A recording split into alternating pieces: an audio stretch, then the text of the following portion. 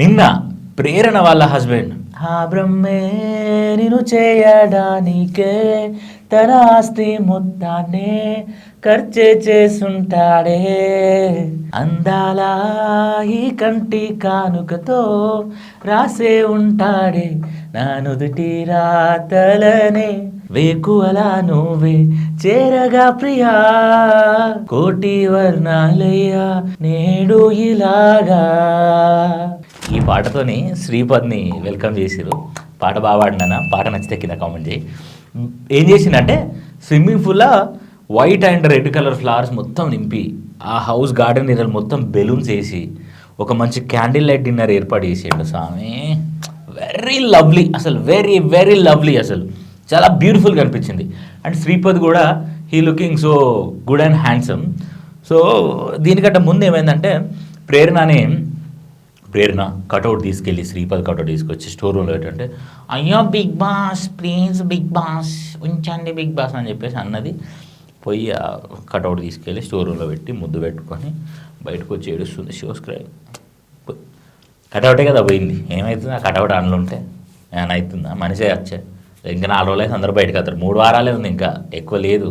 3-4 వారాలలో అందరూ బయటకు వస్తారు, ఎవరింటి వాళ్ళు పోతారు. మనకు చెప్పుకోవడానికి మాట్లాడడానికి మనకు మ్యాటర్ ఉండదు, ఎవరి పనులు వాళ్ళు చేసుకుంటారు.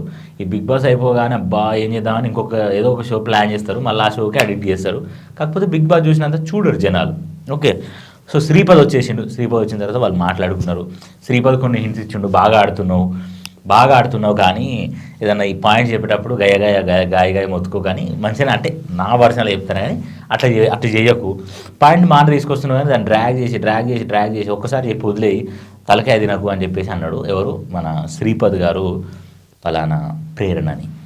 అంటే ఈ హౌస్ మేట్స్ అందరికీ ఇంకా అమ్మా బిగ్ బాస్ ఎంత బ్యూటిఫుల్గా క్రియేట్ చేసావు బిగ్ బాస్. యష్మి అంటుంది బిగ్ బాస్ ఇట్లా సింగిల్స్ని పెట్టి అమ్మాయిలను పెట్టి ఇట్లాంటి సీన్స్ మాకు చూపించి అలాంటి పాటలు పెడితే ఎలా Bigg Boss, please Bigg boss.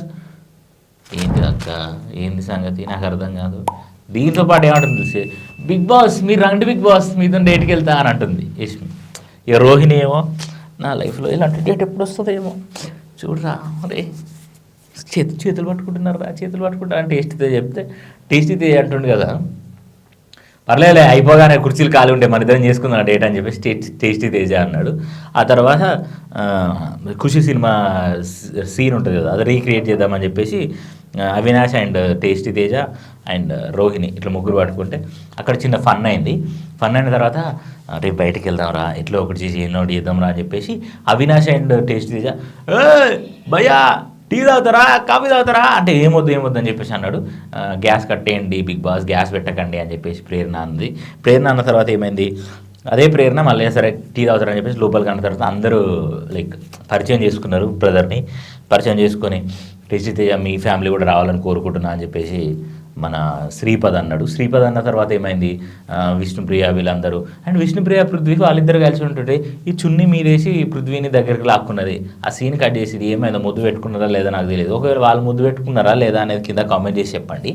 And ఇంకొకటి ఏంటంటే ఇక్కడ శ్రీపద్ వచ్చి చాలా క్లియర్గా చెప్పిండు, నువ్వు ఎక్కువ రష్ కాకు, బీ కూల్ అండ్ కామ్, నువ్వు మంచిగా ఆడుతున్నావు, మంచిగా గుంజుకొచ్చినావు, ఇన్ని రోజులు చూసినా నేను 7 సంవత్సరాల నుంచి చూసినా నేను అంటే తెలుసు కదా చిన్నప్పటి నుంచి ఇదే ప్రాబ్లం అని అన్నది ఆమె.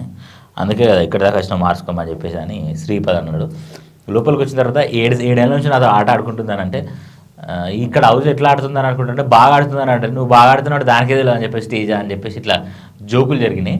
ఇదంతా జరిగిన తర్వాత ఫైనల్గా శ్రీపద్ కూడా వెళ్ళిపోయాడు. వెళ్ళిపోయిన తర్వాత శ్రీపద్ వెళ్ళిపోదు అదొక పాట వేసిండు, ఆ పాట అయిపోయింది, అందరు వెళ్ళిపోయిండు. కట్ చేస్తే ప్రేరణ అండ్ టేస్టీ తేజ వీళ్ళిద్దరికి గొడవ అయింది.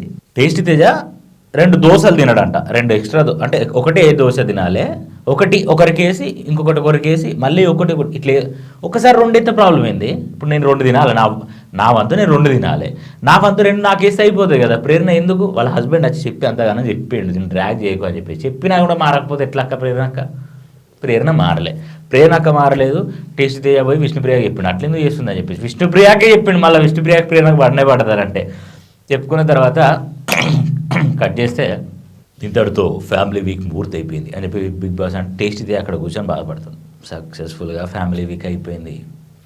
మా ఫ్యామిలీ కూడా రాకుండా అయిపోయింది.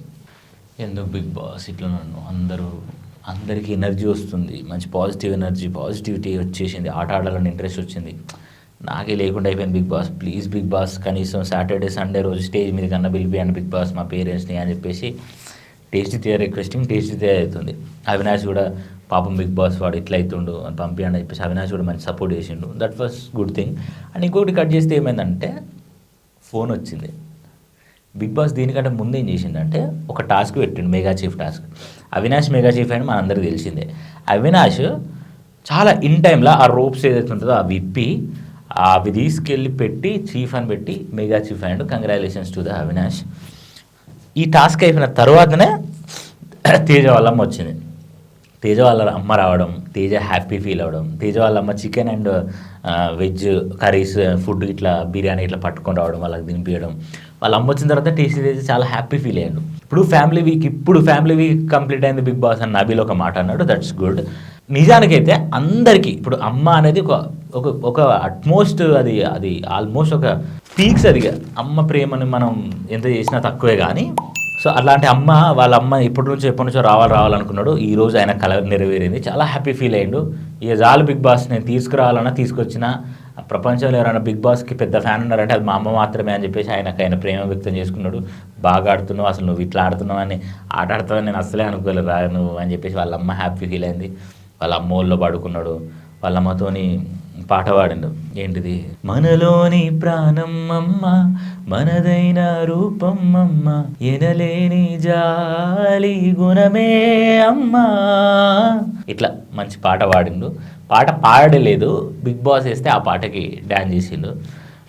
డ్యాన్స్ చేసిన తర్వాత ఇక వాళ్ళ అమ్మ వెళ్ళిపోయింది, మెగా చీఫ్ అది అయిపోయిండు. సో ఈ వారం ఎలిమినేట్ ఎవరు అవ్వబోతున్నారు అంటే సింగిల్ ఎలిమినేషన్లో అవినాష్ ఎలిమినేట్ అయ్యే ఛాన్సెస్ ఉన్నాయి ఓటింగ్ పరంగా చూసుకుంటే.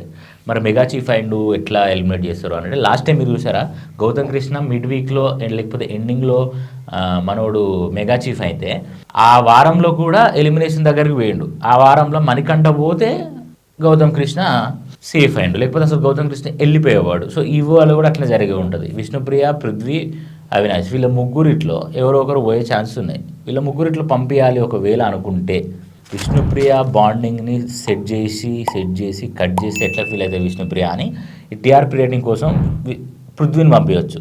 లేదు అవసరం లేదు అని అనుకుంటే అవినాష్ని పంపించవచ్చు. అవినాష్ పోతే ఎంటర్టైన్మెంట్ ఉండదు కదా, ఎట్లా అనుకొని ఆపితే ఆపొచ్చు. సో ఏమవుతుంది అసలు ఎట్లా జరగబోతుంది ఎలిమినేషన్ అనేది నేను క్లియర్ కట్ చెప్తా. పాపం బెస్ట్ ఎంటర్టైనర్ అవినాష్. మరి అవినాష్ ఎలిమినేట్ అవుతారా లేదా మనం చూడాలి. సో ఇది ఇవాల్టి కథ.